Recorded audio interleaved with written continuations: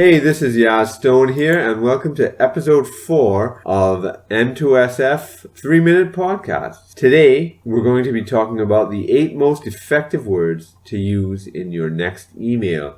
This comes from the Aweber blog, which actually has a lot of great information that I like to take things off of, and I learned quite a bit. We all know that in business, especially online business, but also with offline business, the money is in the list.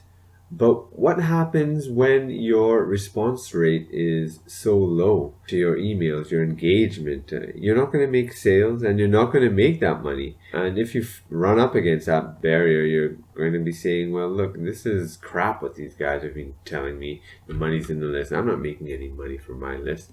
Well, the problem is that you're not getting engagement. There's actually a way to increase engagement. Well, there are many ways. And one of those ways is by using these 8 most effective words, which act like almost like a magic potion to increase engagement.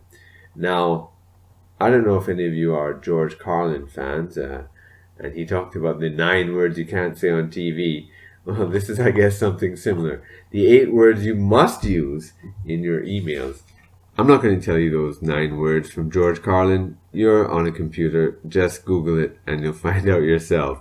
But the 8 words for your next email, here they are. What do you think they are? Well, number 1 is now. The word now is one of the most effective words to use in email because it invokes action and urgency. It asks subscribers to do something right away rather than putting it off until later. It's kind of sad, but you sort of have to treat your collective customer, not your individual customer. There's a difference between the two. But your collective customer, almost like a baby, you have to instruct them what to do.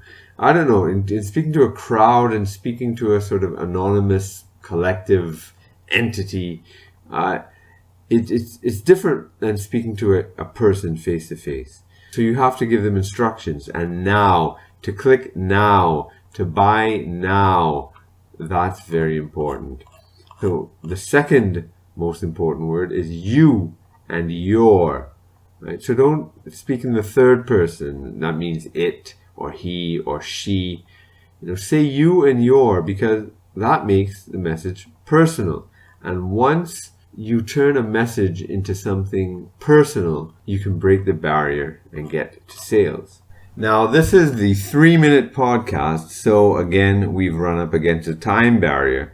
It looks like this is kind of becoming a habit, but it's okay. We don't want to cram everything in 3 minutes, and if it takes a little longer, we'll just break it up. So tomorrow, we're going to do the 3rd to the 8th emails. We'll fit it in tomorrow, that's for sure. So I want you to stay tuned and get yourself ready to learn what the other 6 important words are to use in your email messaging. For now, it's now and you.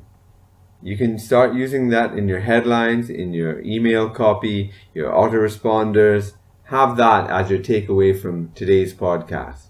So I'll talk to you tomorrow. Take care and have a great day.